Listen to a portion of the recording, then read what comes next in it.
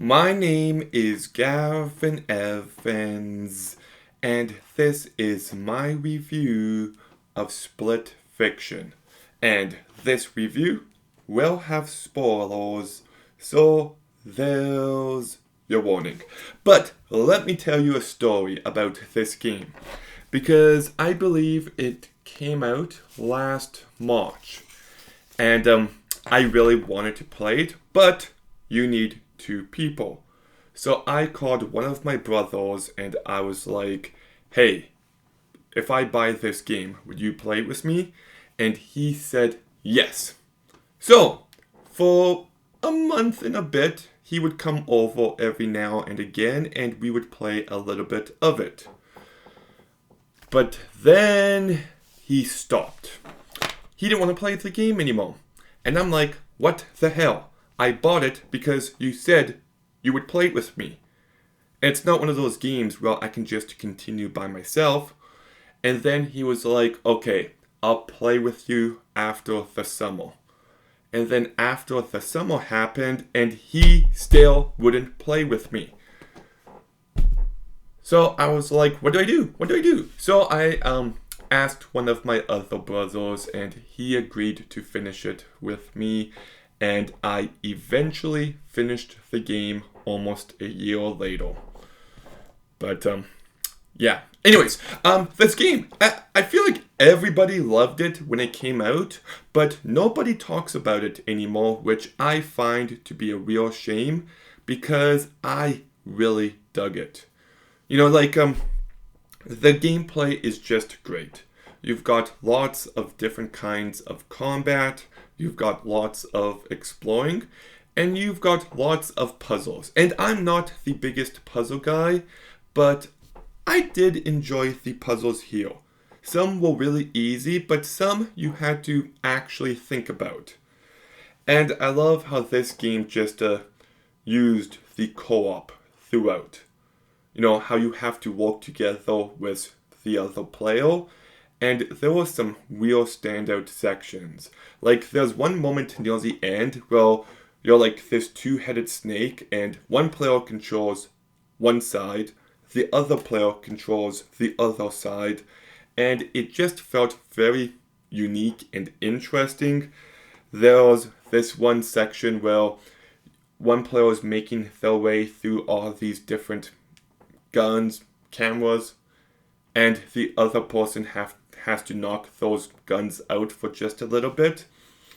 There's a section where you're kind of like a pinball, and there are some really cool stylized sections where like they do interesting things with the camera.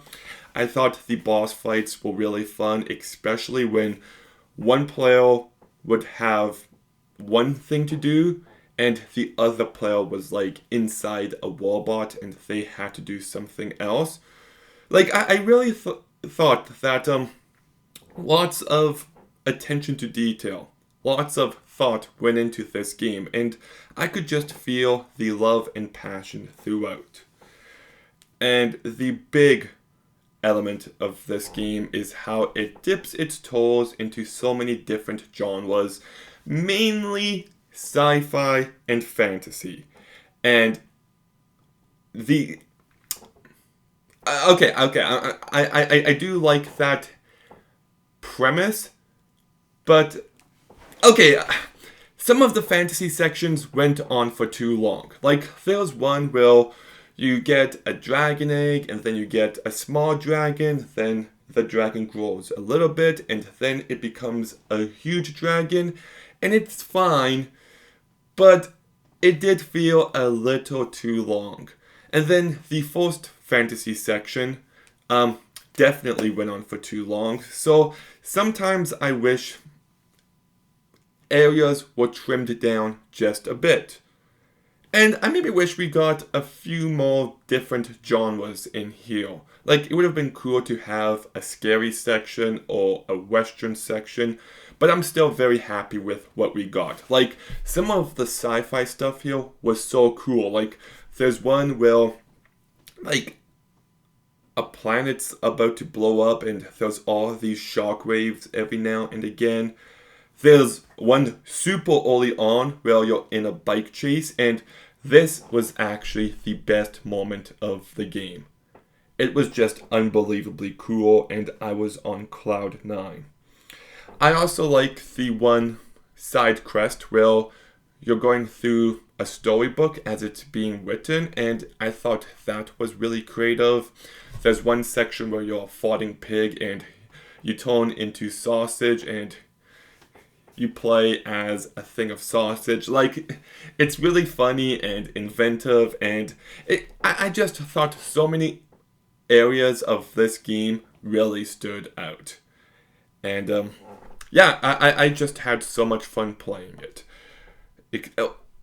Especially at the very end, when one character is in sci-fi and the other character is in fantasy, and you kind of have to look at each other's screens.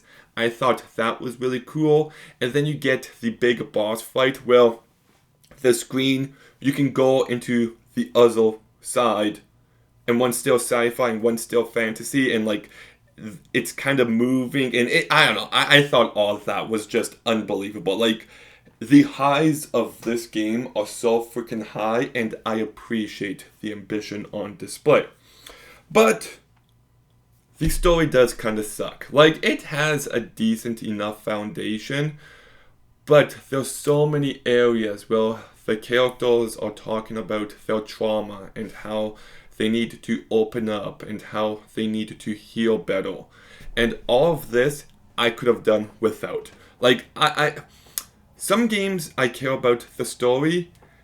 This game, I just wanted to play the game. That's it. And it felt very heavy-handed at times. It felt annoying, and it was never effective. I never cared about these characters. I just wanted to play the next section. So, yeah. Oh, and the graphics of this game look really great. Like I mentioned earlier, there are some really inventive, stylish moments that really stood out. I just feel like this game got so much right. So, I'm a big fan. I thought it was fun and creative and ambitious, and there are some truly 10 out of 10 moments here.